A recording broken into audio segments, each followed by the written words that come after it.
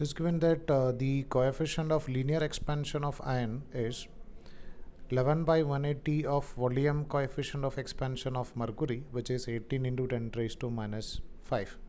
So from the first statement, it is given that the value of coefficient of linear expansion of iron. So we can write the value of alpha of iron is 11 divided by 180 times of volume coefficient of expansion of mercury, which is gamma of mercury, and the value of gamma of mercury is given as nothing but 18 into 10 raised to minus 5. So we can cancel this 18 and 18. So we can write this as nothing but 11 into 10 raised to minus 6.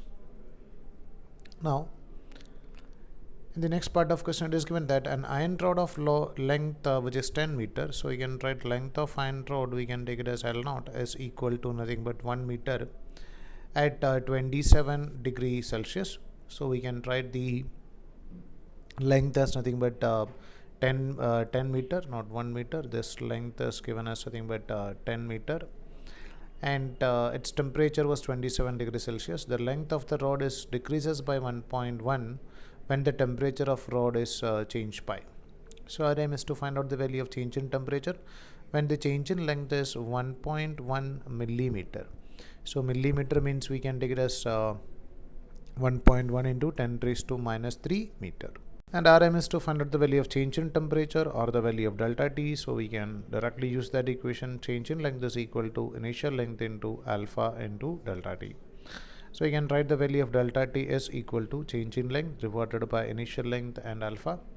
The value of change in length is 1.1 into 10 raised to minus 3 divided by initial length is nothing but 10, and the value of alpha is nothing but 11 into 10 raised to minus 6. So you can cancel this 11 and 1.1. So this is going to be 10 raised to minus 1.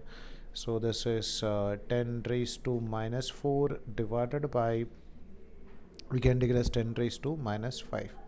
So when it is moving over here, it's going to be plus 5. So the answer will be equal to nothing but 10.